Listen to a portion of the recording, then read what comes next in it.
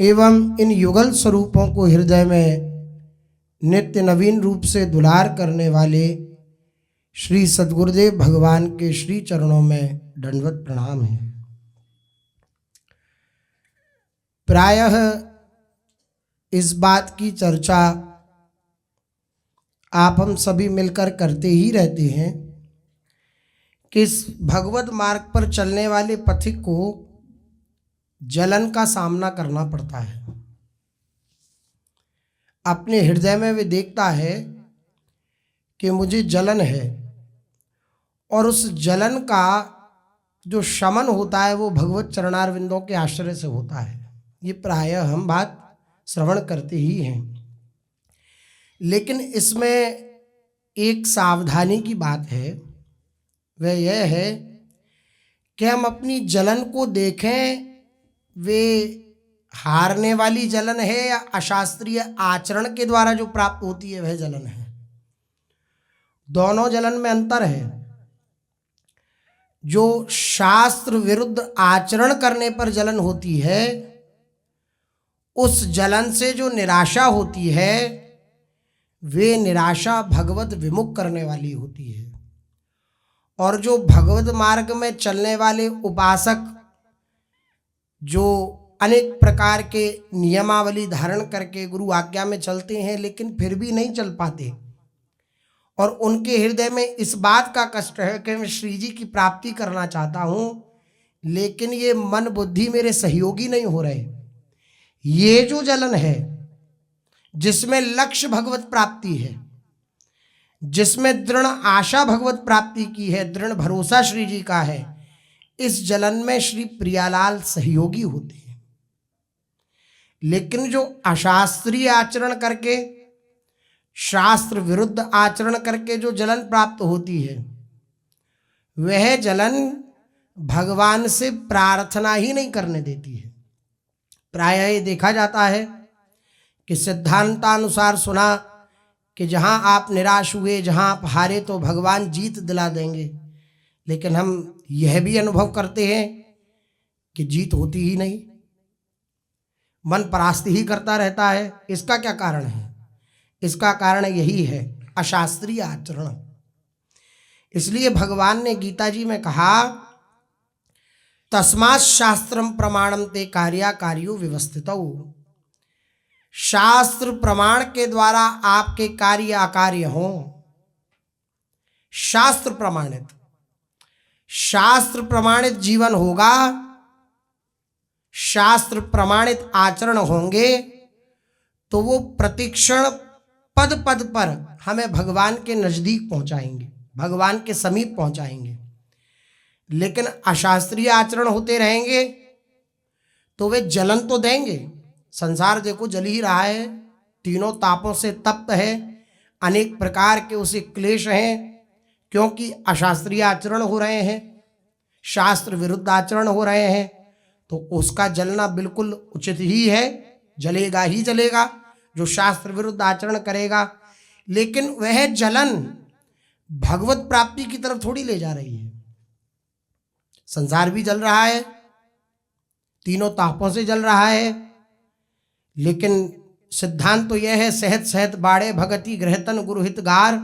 इस जलन को जितना सह जाओगे उतना आगे बढ़ते चले जाओगे।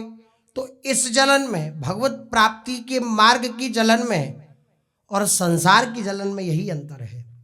शास्त्र विरुद्ध आचरण करके जो जलन होती है उसमें भगवान के प्रति पुकार नहीं निकलेगी, उच्चाटन होगा। उच्चाटन समझते हैं? उच्चाटन का अर्थ होता है मार्ग के प्रति अश्रद्धा सी होने लगना, मन न लगना, साधना में मन न लगना, भगवान में मन न लगना, विषय भोगों में मन लगना। ये उच्चाटन, भगवत प्राप्ति की तरफ जिस लक्ष्य को लेकर के हम चले थे उस लक्ष्य की तरफ से उच्चाटन हो जाएगा। यही होता है। शास्त्र विरुद्ध आचरण करने पर संसार में किसी के हृदय में ये आता ही नहीं कि हम भगवान की प्राप्ति कर लें। क्यों नहीं आता? क्योंकि वह शास्त्र विरुद्ध आचरण भगवान की तरफ मुड़ने नहीं देता।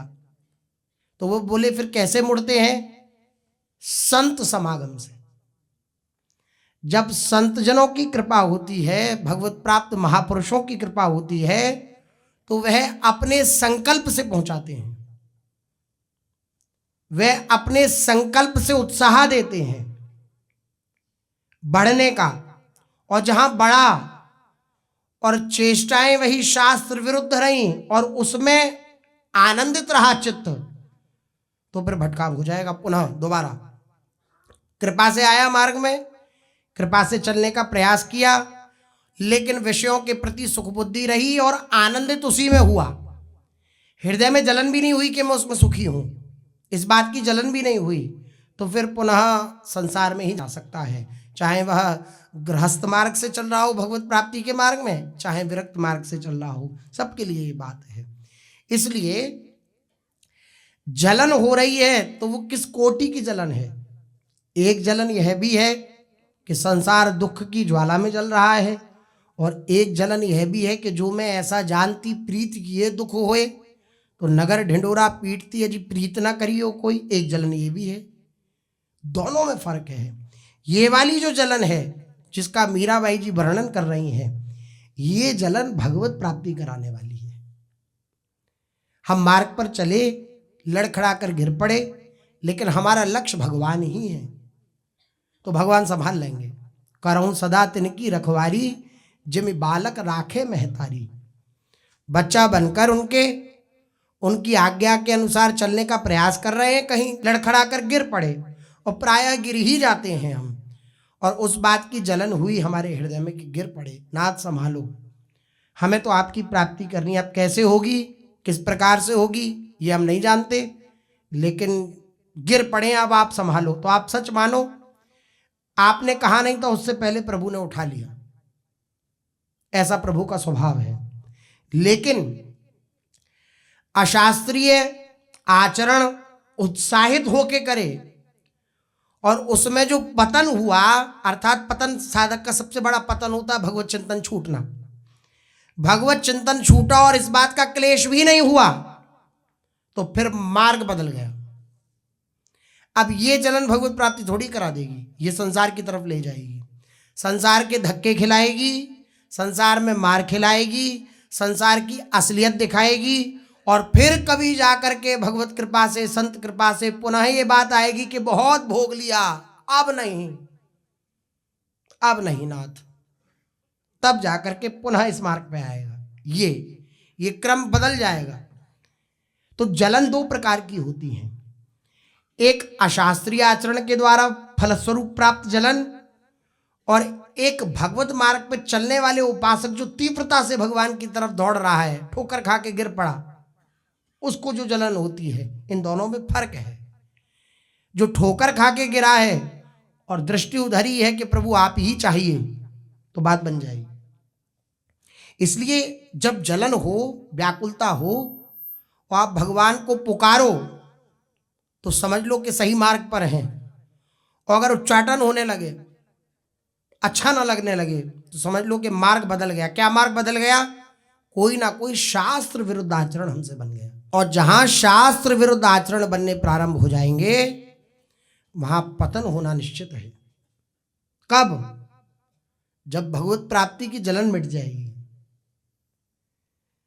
जो व्याकुल चित्त होता है भगवत प्राप्ति के लिए, अगर वो कभी गिरता भी है ना, तो जैसे मां की गोद के लिए उत्साहित है बालक, दौड़ा, गिर पड़ा, तो वो मां की तरफ देखकर ही उसे बुलाता है कि आप आओ, मैं गिर पड़ा हूं, मुझे उठाओ। भाई ये नहीं देखता मैं गिर पड़ा और अब चलो, अब माँ तो आ नहीं रही, अब हम चलते हैं पीछे। नहीं, उसकी लालसा है तीव्र, वो रो रहा है कि मैं गिर पड़ा हूं, जाना चाह रहा था माँ के पास लेकिन नहीं पहुंच पाया, तो माँ को बुलाता है इशारे से ऐसे, या पढ़ाई में देखता रहता माँ की तरफ के, तो वो तो और तुरंत जाती है और उठा लेती है माँ उस बालक को। इसी प्रकार जब वह उपासक गिरता है तो उसकी दृष्टि प्रभु की तरफ हो। ये हमें जांच करनी है हृदय में कि भगवत भजन नहीं हो रहा, भगवत स्मरण नहीं हो रहा, भगवत स्मृति जागृत नहीं हुई, तो इस बात की मुझे जलन है कि नहीं है। अगर नहीं है और मैं सोच रहा हूं कि हाँ सब ठीक है, तो इसका अर्थ यह है कि अशास्त्रीय आचरण मेरे जीवन में निरुत्साह ला रहा है। और ये बिल्कुल पक्की बात है। रोना भी उसी को आता है जिसकी विकलता होती है उन्हें प्राप्त करने की, वरना नहीं आता। फिर सीधे सीधे विषय ही अच्छे लगने लगते हैं, विषयी लोग अच्छे लगने लगते हैं, उनके संग बैठना अच्छा लगने लगता है, उनके संग खान पान अच्छा लगने लगता है, उनके संग रहना अच्छा लगने लगता है, ये सब अच्छा लगने लगता है। तो ये जांच करते रहें हृदय में। ये जांच नहीं करी तो चूक हो सकती है। क्या चूक हो सकती है? हम पुकार नहीं पाए। ये चूक चलने की इतनी बड़ी बात नहीं है भक्ति मार्ग में, इस प्रेम मार्ग में, जितना संबंध की बात है। संबंध जैसे एक पिता पुत्र का संबंध, ये जैसा भी सबसे उत्तम संबंध जो हो, उससे भी बढ़कर ये संबंध है प्रियालाल से एक दासी का संबंध। हम ये जाने कि हमारे जीवन के संबंधी केवल और केवल प्रियालाल हैं, केवल और केवल सखीजन है।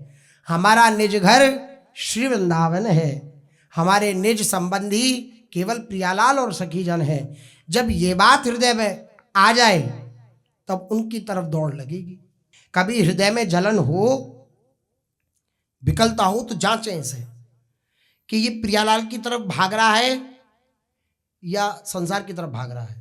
तो हो सकता है संसार की तरफ भागने लगे, पूरा पुकार उठे। यही सत्संग का लाभ है कि जब हम भेद समझ गए कि अरे ये तो हम भगवान की तरफ दौड़ने की वजह संसार की तरफ दौड़ रहे हैं, चिंतन संसार की तरफ दौड़ रहा है, मतलब वो दैन्य हो रहा है भगवान के प्रति ना हो करके संसार की तरफ। एक विषय दैन्यता भी होती है, एक भगवत दैन्यता भी होती है। दोनों प्रायः ऐसे ही चलते हैं। विषय दैन्यता में विषयी लोगों की चाटुकारिता प्रारंभ हो जाएगी और भगवत दैन्यता में भगवान की प्रार्थना चालू हो जाएगी। यही अंतर होता है।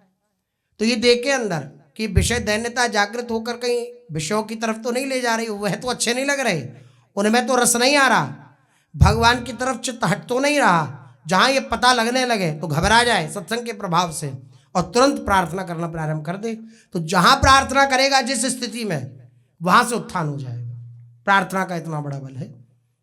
बिल्कुल एकदम सूंड ही सूंड बची थी गज की, और उसी में पुष्प लेकर के उसने पुकारा तो आधे नाम पे श्री भगवान दौड़े चले आए। जब तक उसने अन्य आश्रय लिया, अन्य बल लिए, तब तक वे जलता ही रहा। लेकिन जब भगवत प्राप्ति की जलन प्रारंभ हुई और उस जलन से युक्त होकर के एक बार पुकारा तो आधे नाम में दौड़े आए। पूरा नाम भी नहीं लिया, नारा और यण जैसे ही कहा तो भगवान सामने थे। भगवान बिल्कुल सामने थे। गजेंद्र मोक्ष की कथा आती है भागवत में, प्राय सबने सुनी होगी। ये भगवत प्राप्ति की जलन बढ़ाने वाली है। भगवत प्राप्ति में जो उत्कंठा होती है, उस उत्कंठा से युक्त जलन वे भगवान की प्राप्ति कराने वाली है। लेकिन अशास्त्रीय आचरणों के द्वारा प्राप्त जलन बिना भगवत शरणागति के, बिना प्रार्थना के नष्ट नहीं होती, वह पतन ही कराने वाली होती है। उसका सीधा सा बस यही चिन्ह है, भगवत चिंतन भगवान की तरफ से वो चित्त हटा देगा अशास्त्रीय आचरण। तो जब कभी ऐसा लगे तो प्रार्थना अवश्य करें। प्रार्थना में बहुत बड़ा बल है, सबसे बड़ा बल है प्रार्थना में। हे नाथ, मैं तो अशास्त्रीय आचरण करने में सदा तत्पर हूं और मैं अपने को रोक पाऊं ऐसी भी मैं अपने में सामर्थ्य नहीं देख पाता, तो आप संभालना, वो संभाल लेंगे। लेकिन आश्चर्य इसी बात का होता है, और बात ही इसी बात की है कि प्रार्थना उदय नहीं होने देती। या शास्त्रीय आचरण से जो खिन्नता प्राप्त होती है, वे प्रार्थना उदय नहीं होने देती है। उसके लिए सत्संग आवश्यक है। मन उत्साहित रहेगा विषयों के प्रति, जलन तो होगी लेकिन उत्साहित विषयों के प्रति रहेगा। तो जब विषयों के प्रति उत्साहित रहेगा, आनंद रहेगा मन, तो प्रभु के लिए व्याकुलता कैसे प्राप्त होगी। इसलिए सत्संग की महिमा है कि सत्संग से ये भेद पता लगता है कि हम किस स्थिति में हैं। इसलिए भगवान ने श्रीमद् भगवत गीता में आज्ञा करी, कह रहे हैं तस्मात् शास्त्रम प्रमाणम ते कार्याकार्यो व्यवस्थितौ ज्ञात्वा शास्त्र विधानोक्तम कर्म कर्तुमिहार हर्षि।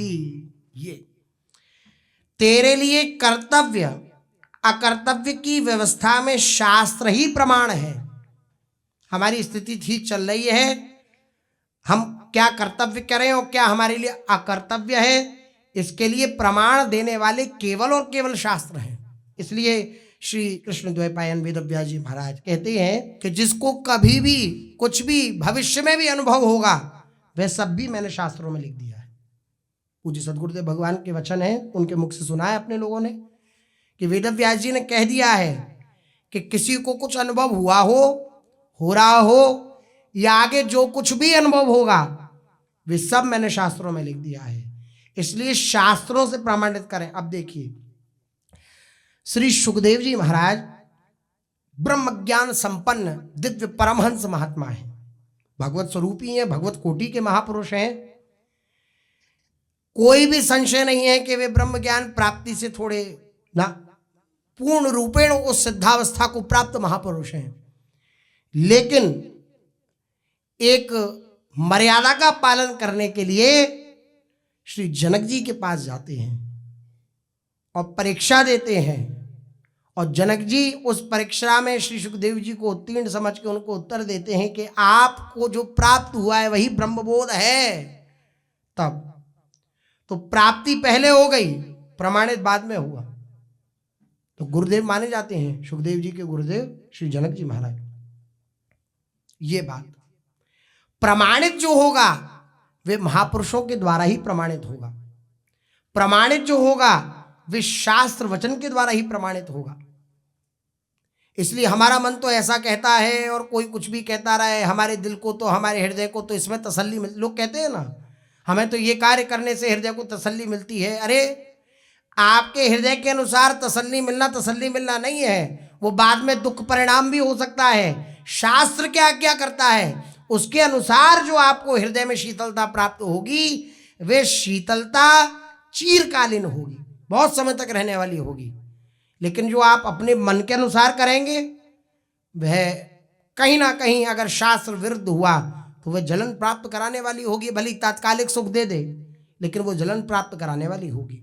इसलिए शास्त्र आ गया। अब शास्त्र तो हम पढ़ नहीं सकते, ना इतना हम पर समय, ना इतनी बुद्धि के हम शास्त्र वचनों को समझ सकें। तो फिर शास्त्र पढ़ नहीं सकते तो जानेंगे कैसे कि शास्त्र कहता क्या है, और फिर जब जानेंगे नहीं तो उसके द्वारा जो आचरण होगा वे कैसे जानेंगे कि हम कैसे आचरण करेंगे, कैसे जानेंगे। तो बहुत सुंदर बात कह रहे हैं, जिनकी महिमा शास्त्रों ने गाई है और जिनका बर्ताव शास्त्रीय सिद्धांत के अनुसार होता है। जिनकी महिमा शास्त्रों ने गाई है, किनकी महिमा गाई है? भगवान की महिमा गाई है या भगवान के भगवत भक्तों की महिमा गाई है? भगवत भागवतों के चरित्र ही शास्त्रों में वर्णित हैं। तो जिनकी महिमा शास्त्रों ने गाई है और जिनका बर्ताव शास्त्रीय सिद्धांत के अनुसार होता है, सिद्धांत के अनुसार जिनकी जीवनचर्या होती है, ऐसे संत महापुरुषों के आचरणों और वचनों के अनुसार चलना भी शास्त्रों के अनुसार ही चलना है। पूज्य सतगुरुदेव भगवान बतलाते हैं कि हमने एक बार पूज्य बड़े महाराज श्री से कहा, पूज्य सतगुरुदेव भगवान के वचन, कि सेवक वाणी जी का आप अर्थ एक बार अगर समझा दें तो बड़ी कृपा होगी। तो श्री बड़े महाराज जी बोले कि सुबह से प्रातः काल से लेकर और रात्रि शयन तक हमारी दिनचर्या देख लो तो मैं सेवक वाणी समझ में आ जाएगी। क्योंकि सेवक वाणी से विलक एक भी आचरण नहीं है जीवन में। तो अगर सेवक वाणी को समझना है तो प्रातः काल से लेकर के और रात्रि तक हमारी दिनचर्या का 24 घंटा दिनचर्या का अवलोकन करो, सेवक वाणी समझ में आ जाएगी। यही बात कह रहे हैं श्री भगवान। कह रहे हैं जिनकी महिमा शास्त्रों ने गाई है और जिनका बर्ताव शास्त्रीय सिद्धांत के अनुसार होता है, जिनका बर्ताव भी शास्त्रीय सिद्धांत के अनुसार होता है, ऐसे संत महापुरुषों के आचरणों और वचनों के अनुसार चलना भी शास्त्रों के अनुसार चलना है। हम शास्त्र को समझ पाए इतनी हमारे में बौद्धिक क्षमता नहीं है। शास्त्र के एक सूत्र का अर्थ होता है, फिर शब्दार्थ होता है, फिर गूढ़ार्थ होता है, फिर भावार्थ, कितने प्रकार के अर्थ होते हैं, और गूढ़ार्थ तो बिना महापुरुषों की चरण सन्निधि के कोई प्राप्ति ही नहीं कर सकता, समझ ही नहीं सकता। तो शास्त्रों को समझना लगभग लगभग, क्योंकि श्री भगवान ने गीता में कहा कि शास्त्र एक जंगल है। अभी यहाँ का रास्ता लिखा, अभी यहाँ का, अब यहाँ का, यहाँ का, और फिर कैसे चलोगे? तो बोले कि जैसे जंगल में चलने के लिए गाइड चाहिए रहता है, जो जंगल का ही हो, उसने देखा हो कि इस रास्ते से जाओगे तो यहाँ जाएंगे और यहाँ से यहाँ पहुंचेंगे, और रास्ता दिख रहा है लेकिन इधर मुड़ना नहीं, इधर मुड़ना है। इस प्रकार जो उसका खूब जानकार होगा, वही शास्त्र के गूढ़ गूढ़ दिव्य चिन्मय मोतियों को निकाल करके आपके सामने परिलक्षित कर देगा कि देखो इसमें ये अद्भुत रस भरा हुआ है। इसी प्रकार जो शास्त्र में अवगाहन किए हुए हैं, जो शास्त्र को समझ चुके हैं, ऐसे महापुरुषों की शरणागति, ऐसे महापुरुषों के वचन श्रवण करने से हमें शास्त्र के दिव्य रहस्यों का उद्घाटन अपने हृदय में हो जाएगा, समझ पाएंगे हम उन शास्त्रों के रहस्यों को। कारण कि उन महापुरुषों ने शास्त्रों को आदर दिया है, उन महापुरुषों ने शास्त्रों को आदर दिया है, और शास्त्रों के अनुसार चलने से ही वे श्रेष्ठ पुरुष बने हैं। वास्तव में देखा जाए तो जो महापुरुष परमात्म तत्व को प्राप्त हुए हैं, उनके आचरणों, आदर्शों, भावों आदि से ही शास्त्र बनते हैं। जब एक बार भगवान के चिन्ह में दर्शन हो जाते हैं, उनके स्वरूप का साक्षात्कार हो जाता है, तो अपने स्वरूप का भी साक्षात्कार हो जाता है। फिर भगवान में और भगवान के जनों में किंचन मात्र भी भेद नहीं रहता।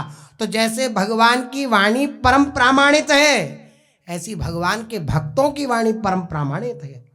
वो बिल्कुल शास्त्र के विरुद्ध कुछ भी नहीं कह सकते हैं। ये महापुरुषों का एक अपना एक महिमा है, अपना एक महिमा है। जो भी महापुरुषों ने कहा, वे भले ना बता पाए कि शास्त्र में लिखा है, लेकिन आप खोजें तो आपको प्राप्त हो जाएंगे वे वचन। पूज्य सदगुरुदेव भगवान कई बार कहते हैं कि ऐसे ऐसे अनुभव होते हैं कई बार, लेकिन वो शास्त्र में प्रमाणित रूप से बाद में दिखते हैं, अनुभव पहले हो जाता है। कारण क्या है? शास्त्र के अनुसार चले, आदर के साथ चले, तो जो लिखा है उसमें वे अनुभव में आ जाए।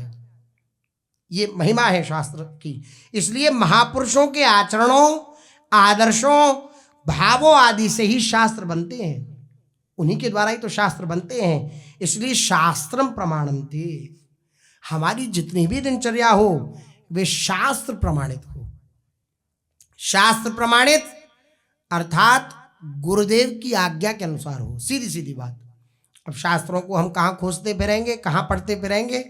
तो महापुरुषों की आज्ञा के अनुसार अगर हमारी जीवनचर्या है तो उस जलन की प्राप्ति होगी जिस जलन से भगवत प्राप्ति होती है।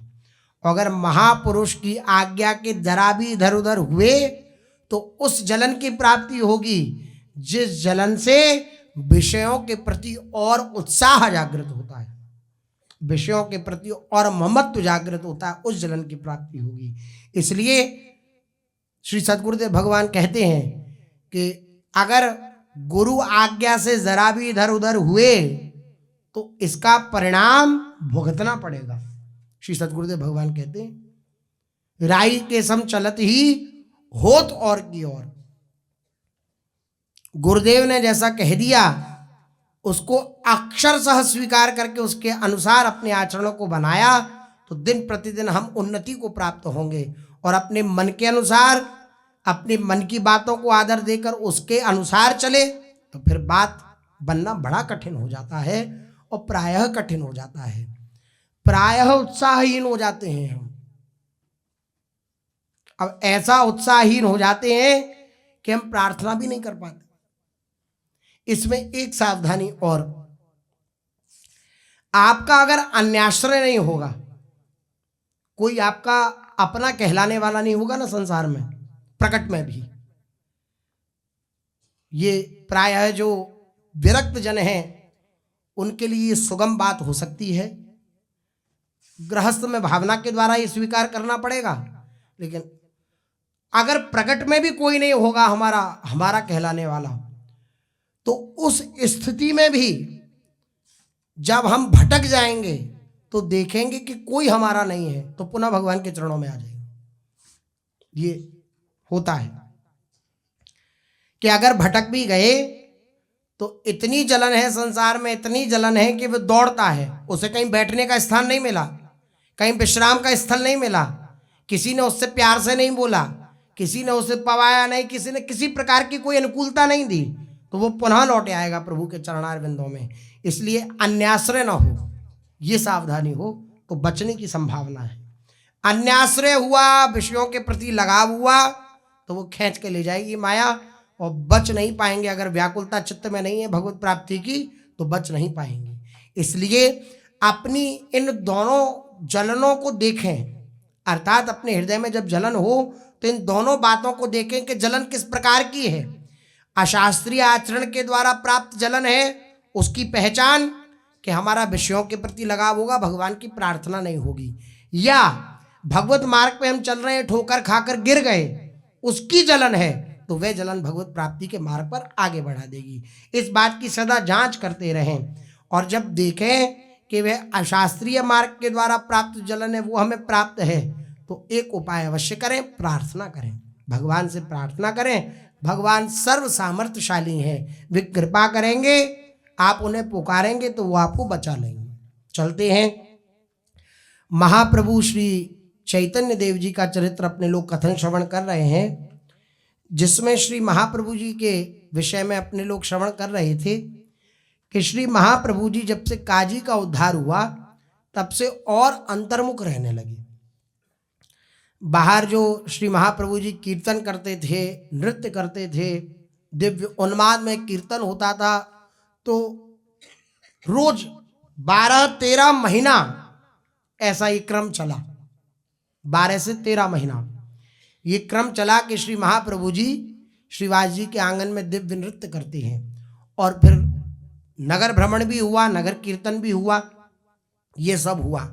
लेकिन काजी का जैसे उद्धार हुआ तो श्री महाप्रभु जी अब और अंतर्मुख रहने लगे। अब ना कीर्तन में आते हैं, न नृत्य करते हैं, कभी तरंग उठी तो आ गए, नृत्य कर लिया, भक्तों ने कहा तो कीर्तन कर लिया, इस प्रकार से। लेकिन अब एक ऐसी वस्तु के लिए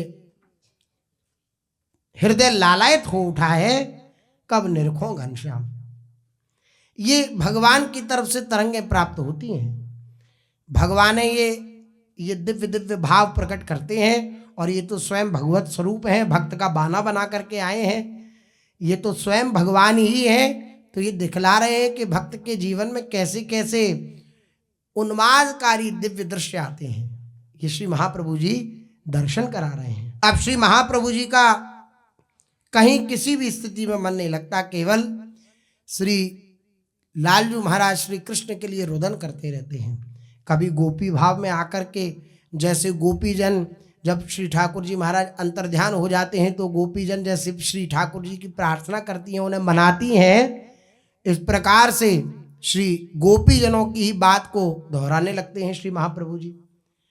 और कभी अक्रूर वृंदावन में श्री कृष्ण को लेने के लिए आए हैं, ऐसा भाव उनके हृदय में जागृत हो जाता है, भगवत लीला संबंधी ऐसा भाव हृदय में जागृत हो गया एक दिन कि अक्रूर जी लेने आए हैं श्री कृष्ण को, और गोपियां विरह में रुदन कर रही हैं। बस इसी भाव का स्मरण हुआ, गोपी भाव जागृत हुआ, और श्री महाप्रभु जी कहने लगे उस गोपी भाव में, हाय देव, तूने क्या किया, हमारे प्राण प्यारे, हमारे संपूर्ण ब्रज के दुलारे मनमोहन को तू हमसे पृथक क्यों कर रहा है। जैसे गोपीजन व्याकुल हुई थी ना अक्रूर जी को देख करके, ऐसे ही इसी भाव में श्री महाप्रभु श्री चैतन्य देव जी समाहित हुए, तन्मय हुए, और वही भाव जागृत हो रहा है। अरे निर्दयी विधाता, तेरी इस खोटी बुद्धि को बार बार धिक्कार है, जो तू इस प्रकार प्रेमियों को मिलाकर फिर उन्हें विरह सागर में डुबा डुबा कर बुरी तरह से तड़फड़ाता रहता है, निकार है। हाय प्यारे कृष्ण, अब चले ही जाएंगे क्या। ये श्री कृष्ण, ये अक्रूर आया है लेने के लिए, ये कहीं चले तो नहीं जाएंगे, ऐसी बात। फिर श्री कृष्ण की तरफ रोष करके गोपीजन देखती हैं, एक हृदय में बात है कि अगर ये चाहे तो क्या संभव है। ये जाना चाहते हैं, जब भी जाना चाहते हैं तो कहती हैं उल्हाना देती हुई पहले कुछ प्रेम बढ़ा करके फिर दूर खड़े मुस्काने लगे। जब चाह हुई मिलने की जरा, मुख चंद्र को कैसे छिपाने लगे। जब चाह मिलने की हुई तब आप मुखचंद्र को छुपाने लगे। पहले तो प्रेम बढ़ाया हमसे, अब दूर खड़े होके मुस्कुरा रहे हैं हमारी स्थिति को देख करके। क्या ये आपके लिए उचित है? बस एक ही बार हंसा करके सारी उम्र हमें वो रुलाने लगे। करुणा करनी तो दूर रही, करुणा निधि होके सताने लगे। करुणा करने तो दूर की बात रही, आप तो करुणा निधि हैं, करुणा के समुद्र हैं। आप करुणा के समुद्र होकर हमें सता रहे हैं। भगवान की तरफ भी रोष होता। भ्रमर गीत में गोपीजन कह रही हैं उस भ्रमर से, अरे भ्रमर तू जाके कह दे, उन श्री कृष्ण से कह दे कि उनका नाम उत्तम श्लोक है। उत्तम श्लोक नाम है उनका, जिसका अर्थ है कि दीनों पर दया करना। अगर वो हम दीनों पर दया नहीं करेंगे तो उनका उत्तम श्लोक नाम व्यर्थ हो जाएगा। तू जा भ्रमर, उनसे कहे कि अपने नाम के विरध की रक्षा करें, अपने नाम की महिमा की रक्षा करें। वह उत्तम श्लोक हैं, दीनों पर कृपा करना उनका स्वभाव है। हम दीनों पर कृपा करें, हमें मिल जाए। इस दिव्य भाव में श्री चैतन्य देव जी प्रवाहित हो रहा है उनका हृदय, इस दिव्य भाव। हाय प्यारे कृष्ण, अब क्या चले जाएंगे, हमारी आंखों से ओझल हो जाएंगे? क्या वह मुरली की मनोहर तान हमें सुनने को नहीं मिलेगी? क्या उस पीतांबर की छटा हमें दिखाई नहीं पड़ेगी? अब अपने तो बिल्कुल कोरे हैं, बिल्कुल प्रेम का बिल्कुल लेश मात्र भी नहीं है, लेकिन जिनके हृदय में ये बात है या जो इस दृश्य का दर्शन कर रहे हैं, उनके चित्त की क्या स्थिति होती होगी कि जिनके ऊपर पूरे प्राण न्यौछावर कर दिए और वो विलग जा रहे हैं, वो दूर जा रहे हैं हमें छोड़कर, उसके चित्त की क्या स्थिति होती होगी, ये कोई प्रेमी उपासक ही जानता है। क्या अब उस पीतांबर की छटा में दिखाई नहीं पड़ेगी? जब श्री श्याम सुंदर दौड़ते थे इन ब्रज वृंदावन की गलियों में खेलते हुए बलराम जी के साथ, अपने ग्वाल बाल सखाओं के साथ, तो उनके वापट पीत की फहरान, उस पीत पट की फहरान जो होती थी, फहराता जो था, वह क्या हमें अब दिखाई नहीं देगा? ऐसी स्थिति। क्या वो मोहन के मनोहर मुख को देखकर हम संपूर्ण दिन के दुख संतापों को ना भुला सकेंगे? क्या अब कृष्ण हमारे घर में माखन खाने ना आवेंगे? क्या अब सांवरे की सलोनी सूरत को देखकर सुख के सागर में आनंद की डुबकियां ना लगा सकेंगी हम? अरे ये अक्रूर नहीं है, ये क्रूर है। गोपियां, जो हमारे प्रीतम से बिछुड़ा रहा है, हमें दूर कर रहा है, वो अक्रूर कैसे हो सकता है? वो तो क्रूर है। ये प्रेमी की भाषा है। यह क्रूर कर्मा, क्रूर कहां से आ गया? इसका ऐसा उल्टा नाम किसने रख दिया? जो हमसे हमारे प्राण प्यारे को अलग करेगा उसे अक्रूर कौन कह सकता है? वह तो महाक्रूर है। या यह सब विधाता की क्रूरता है? बेचारे अक्रूर का इसमें क्या दोष? अपने में ही गोपीजन आपस में बातचीत, या क्रूर क्रूर है, महाक्रूर है। तो एक गोपी बोली, अब ऐसे क्यों आप अपने भावना में ले रही हैं? ये तो विधाता की देन है, इसका क्या दोष है? आपस में वार्ता। इस भाव से कभी कभी जोरों से चिल्ला चिल्ला कर श्री महाप्रभु जी रो पड़ते। ऐसी स्थिति। कभी श्री कृष्ण के भाव में होकर गोपों के साथ ब्रज की लीलाओं का अनुकरण करने लगते, कभी प्रहलाद जी के आवेश में आकर दैत्य बालकों को शिक्षा देने का अभिनय करने लगते। ऐसी स्थिति हो गई। पास में बैठे हुए भक्तों को भगवान नाम का स्मरण और कीर्तन का उपदेश करते जब प्रहलाद जी का आवेश आता तो कभी ध्रुव जी का स्मरण करके उन्हीं के भाव में एक पैर से खड़े होकर तपस्या सी करने लगते। ये है प्रेमी का जीवन।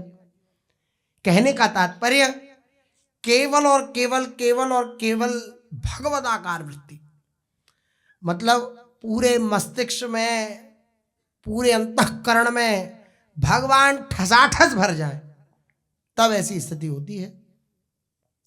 जैसे कोई विषयी व्यक्ति होता है, ठसाठस जिसके विषय भरे हुए हैं, तो वो कहीं बैठा हो अच्छी से अच्छी जगह, लेकिन उसका चिंतन वहीं घूमेगा। यहाँ जाएंगे, ये खाएंगे, वो करेंगे, ऐसा करेंगे, वहां जाएंगे, फिर उसके बाद उधर जाएंगे, यही घूमता रहेगा। चलो धाम में है, धाम का चिंतन हो रहा है तो उचित है, लेकिन प्रायः संसार में देखा जाता है कि बस वही इसी प्रकार जब भगवदाकार वृत्ति हो जाती है तो उन्हीं के विषय में घूमता है, उन्हीं के भक्तों के विषय में, और उसी प्रकार से फिर भावना का आलोड़न होता है हृदय में। तो कभी प्रहलाद जी का आवेश, कभी ध्रुव जी का आवेश, ध्रुव जी का स्मरण हुआ था, ध्रुव जी का आवेश होता तो श्री भगवान श्री चैतन्य देव जी तपस्या जैसे की जाती है ऐसे खड़े हो जाते एक पैर पे। फिर कभी विरहिणी की दशा का अभिनय करने लगते, एकदम उदास बन जाते, हाथों के नखों से पृथ्वी को कुरेदने लगते। अब इस सब स्थिति को सची माता देखती। सची मैया जो श्री चैतन्य महाप्रभु जी की माता हैं, वह देखती तो बड़ी दुखी होती कि अभी तक तो कम से कम ये भक्तों के बीच में बैठता था, बातें करता था, कीर्तन करता था, नृत्य करता था, अब तो ये अपने में ही। शची माता इनकी ऐसी दशा देखकर बड़ी दुखी होती। वे पुत्र की मंगल कामना के निमित्त सभी देवी देवताओं की पूजा करती कि भगवान हमारे ऊपर ही बल्ला से हमारे लाला को बचावे। माता का वात्सल्य एक अलग प्रकार का होता है। तो वह सोचती कि कोई अलाय बलाय इसके लग गई है, तभी ये बिल्कुल एकदम अंतर्मुख होता जा रहा है, एकांत रहता है, किसी से वार्ता नहीं करता। कैसी स्थिति आ गई, तो वो दुखी होती। इकलौता पुत्र, बड़े पुत्र तो चले गए, अब यही पुत्र एक हैं, उनकी भी ऐसी स्थिति होती जा रही है। इसे कोई रोग तो नहीं है, तो वैद्यों को बुलाती, नाड़ी दिखवाती श्री महाप्रभु जी की मैया शची माता, और परामर्श लेती कि आप बताओ, जैसी औषधि कहोगे वैसी देंगी हम, इसको क्या है हो गया है, इसे ठीक करो आप। भक्तों से अत्यंत ही दीन भाव से कहती श्री शची माता कि न जाने निमाई को क्या हो गया है, अब पहले की भांति कीर्तन भी नहीं करता, ना किसी से हंसता बोलता ही है, उसे हो क्या गया है, आप लोग उसका इलाज क्यों नहीं करते हो, किसी वैद्य को और बढ़िया वैद्य को बुलाओ, उसको दिखवाओ। ये होता ही है भक्तों की। देखो मीरा जी कह रही है ना, बाबुल वैद बुलाइया पकड़ दिखाई मारी बाह, लेकिन मूर्ख वैद मरम नहीं जाना, ये कसक कलेजे माही ना तो नाम को जी मासू तनिक न तोड़ो जाई। मैं नाम से नाता नहीं तोड़ सकती, और नाम के प्रभाव से मेरी ऐसी स्थिति हो गई, मुख पियराई फिर गई, बदल गयो तन रंग, तन का रंग बदल गया, मुख पर पीलापन छा गया, पीला शरीर हो गया। ऐसी प्रेमी उपासक की स्थिति होती है जब भगवान के विरह में वह तप्त होता है, तो ऐसी स्थिति होती है। तो मेरे बाबुल ने, मेरे पिता ने वैद्य बुलाया, मीरा जी कह रही हैं कि मेरी स्थिति को देख करके, लेकिन वे मूर्ख वैद्य क्या जाने कि इस रोग का इलाज क्या है। इस रोग का नाम है गिरधर लाल, और गिरधर लाल जब तक नहीं मिलेंगे तब तक इस रोग का इलाज नहीं होगा। तो वह वैद्य देखता है मेरी नाड़ी, लेकिन वह मूर्ख जानता नहीं कि तो कसक बाहर की नहीं है, शरीर की नहीं है, हृदय की कसक है, कलेजे की कसक है, कलेजे का दर्द है, हृदय की पीड़ा है, वे कैसे जाने। तो वो कह देती वैद्य से, जा वेदा घर आपने तुम्हारो नाम न ले, मैं तो दाजी बिरह की तू औषध काहे को दे। जा वैद्य, तू अपने घर चला जा, मेरी चिंता मत कर। अरे मैं तो बिरह की मारी हुई हूँ, बिरह का रोग मुझे लग गया है, तू औषधि क्यों देता है? इसकी औषधि तो केवल और केवल गिरधर लाल है। ऐसी दिव्य श्री मीरा जी की भी स्थिति तो ऐसी ही दिव्य स्थिति ये करते। बेचारे भक्त भोली भाली माता की इन सीधी सरल मात्र से सनी हुई बातों को सुनकर हंसने लगते। अब जो भक्त थे, निज भक्त थे, वे भोली भाली श्री माता जी की बातें थी तो उनको सुनकर के हंसने लगते कि माता जानती नहीं कि प्रेमी भक्त के जीवन में ऐसी स्थिति आती है, ये जानती नहीं, इसलिए भोली हैं, वात्सल्य से युक्त हैं। इसलिए वे मनी मन कहते जगत की चिकित्सा तो ये करते हैं, इनकी चिकित्सा कौन कर सकता है? भाई जगत की चिकित्सा तो श्री महाप्रभु जी करते हैं, जो संसार के भय से तप्त हैं, संसार के रोग से ग्रसित हैं, अविद्या के रोग से जो ग्रसित हैं, उनके रोग का निवारण तो श्री महाप्रभु जी करते हैं। अब इनकी चिकित्सा कौन कर सकता है? इनके रोग की दवा तो आज तक किसी वैद्य ने बनाई ही नहीं है और ना कोई संसारी वैद्य बना ही सकता है। किसकी सामर्थ्य है? इनकी ये ही जानते हैं, सांवली आई इनकी नाड़ी पकड़ेगा तब ये हंसने लगेंगे। स्वयं भगवान आएंगे, नाड़ी पकड़ेंगे, तब ये हंसने लगेंगे। वे माता को भांति भांति से समझाते, किंतु माता की समझ में एक भी बात नहीं आती। वे सदा अधीर बनी रहती, उनको घबराहट होती। एक दिन महाप्रभु भावावेश में जोरों से गोपी गोपी गोपी ऐसा कह के रुदन करने लगे। वे गोपी भाव में ऐसे विभोर हुए कि उनके मुख से गोपी गोपी शब्द के अतिरिक्त तो कोई दूसरा शब्द निकलता ही नहीं है। उसी समय एक प्रतिष्ठित छात्र इनके समीप इनके दर्शन के लिए आया, जो इनके साथ पहले पढ़ा करता था। तो उसने सुना कि महाप्रभु जी भक्त हो गए हैं, तो उसने सोचा कि देखूं कैसे भक्त हुए हैं। तो वे उसी समय आया जब महाप्रभु जी गोपी भाव में थे और गोपी गोपी कह के पुकार रहे थे। वे महाप्रभु के साथ कुछ काल तक पढ़ा भी था।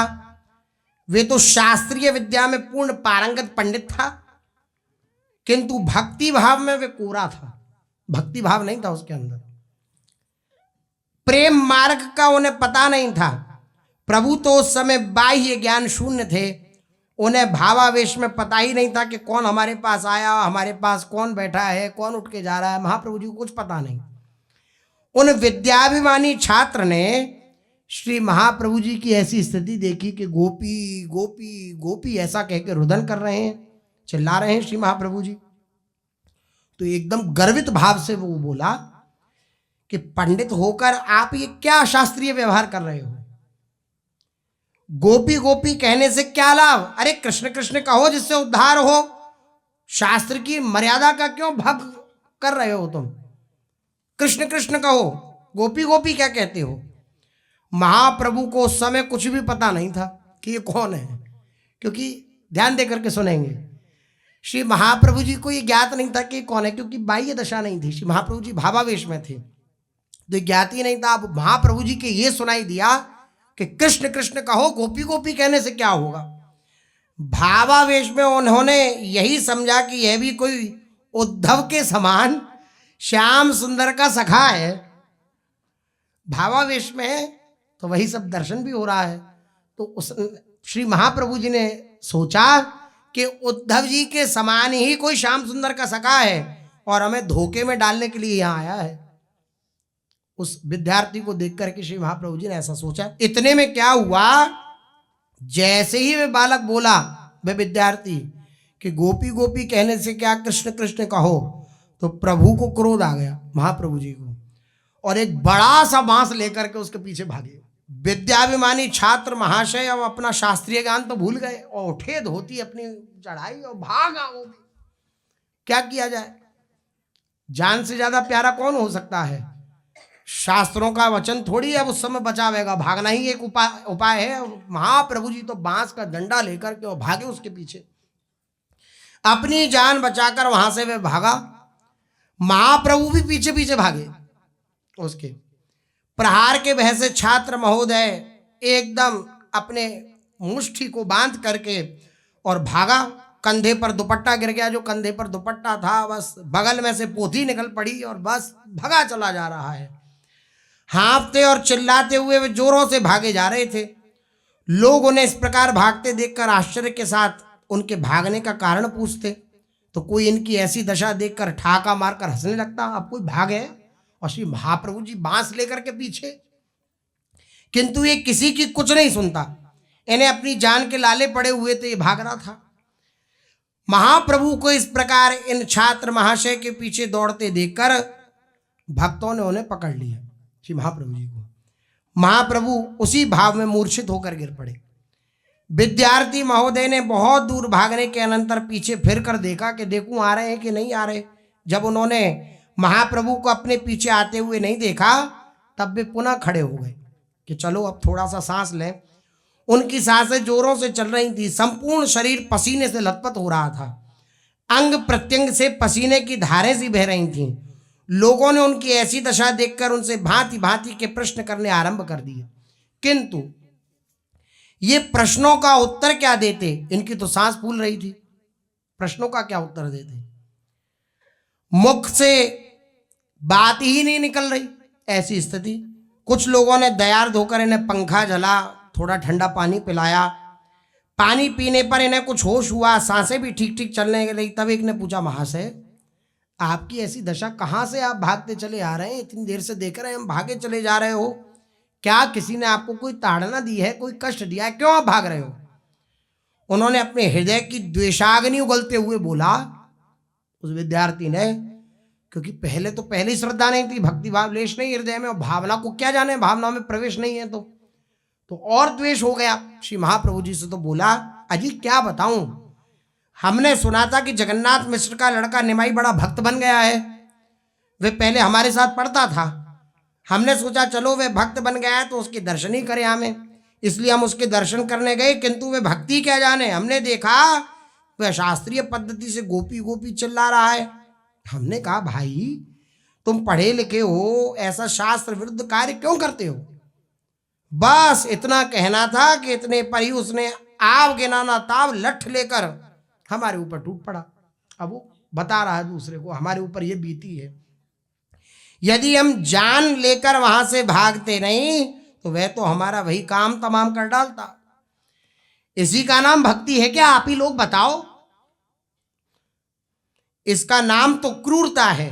क्रूर हिंसक व्याधि ही ऐसा व्यवहार करते हैं। भक्त तो अहिंसा प्रिय होता है, शांत और प्राणी मात्र पर दया करने वाला होता है। इसलिए भक्तों की चेष्टाओं पर कभी प्रश्न चिन्ह ना लगाएं, अपनी बुद्धि से उसे प्रमाणित करना ना चाहें। आपकी बुद्धि दगा दे जाएगी, भक्त को नहीं समझ पाएगी। उनकी किसी क्रिया पर, किसी लीला पर अपनी बुद्धि से प्रमाणित करके उसका निर्णय न कर लें, वरना पछताना पड़ सकता है। उनके मुख से ऐसी बातें सुनकर कुछ तो हंसने वाले हंसने लगे और धीरे से कहने लगे, पंडित जी थोड़ा सा और भी उपदेश क्यों नहीं किया आपने? थोड़ा सा और उपदेश करते तो शायद हो सकता है समझ जाते। वह कुछ हंसते हुए कहते, पंडित जी उपदेश की दक्षिणा तो बड़ी सख्त मिली आपको।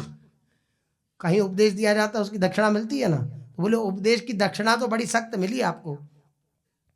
घाटे में रहे क्यों, ठीक है ना, चलो खैर हुई, बच आए आप, अब 1.25 रुपये का प्रसाद जरूर चढ़ा देना, बचे आए हैं तो।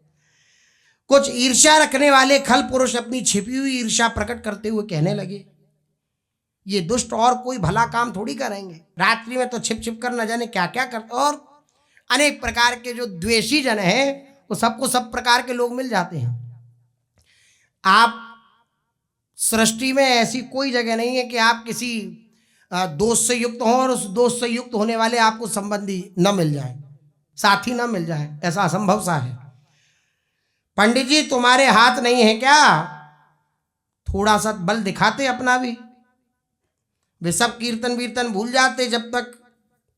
अब वो द्वेषी लोग जैसी वार्ता करते हैं वैसे उसने कहना प्रारंभ किया। गुस्से में दुर्वासा बने हुए उन विद्याभिमानी छात्र महाशय ने गर्ज कर कहा, मेरे कहने में हजारों छात्र हैं, मेरे आंख के इशारे से इन भक्तों में से किसी की भी हड्डी तक देखने को नहीं मिलेगी। अब वो अपनी विद्या के अभिमान में और अपने जो बालकों को पढ़ाता था उसके अभिमान में। आप लोग कल ही देखें इसका परिणाम क्या होता है। कल मालूम पड़ जाएगा कि हम पर प्रहार करने वाले की क्या दशा होती है। वह विद्यार्थी बोला। इस प्रकार वे महाशय बड़बड़ाते हुए अपनी छात्र मंडली में पहुंचे जहां पढ़ाते थे। छात्र तो पहले से ही महाप्रभु के उत्कर्ष को न सह सकने के कारण उनसे जले भुने बैठे थे। उनके लिए महाप्रभु का इतना बढ़ता हुआ यश असहनीय हो गया। यही बड़ी विडंबना होती है। तो असहनीय जलन उनके हृदय में, महाप्रभु की देशव्यापी कीर्ति के कारण उनके हृदय में डाहा उत्पन्न हो गया था। अब इतने बड़े योग्य विद्यार्थी के ऊपर प्रहार की बात सुनकर प्राय दुष्ट स्वभाव के बहुत से छात्र एकदम क्रोधित हो उठे और उसी समय महाप्रभु के ऊपर प्रहार करने जाने के लिए वे उद्यत हुए। कुछ समझदार छात्रों ने कहा, भाई इतनी जल्दी करने की कौन सी बात है, इन पर प्रहार भी तो नहीं हुआ है, 2-4 दिन और देख लो, अगर कोई और चेष्टा होती है उधर से तो फिर हम प्रहार करेंगे, फिर हम जाएंगे, फिर हम वार्ता करेंगे, फिर देखेंगे। अब देखें शेष चर्चा आगे आगे क्या होता है। श्री राधा वल्लभ लाल की जय।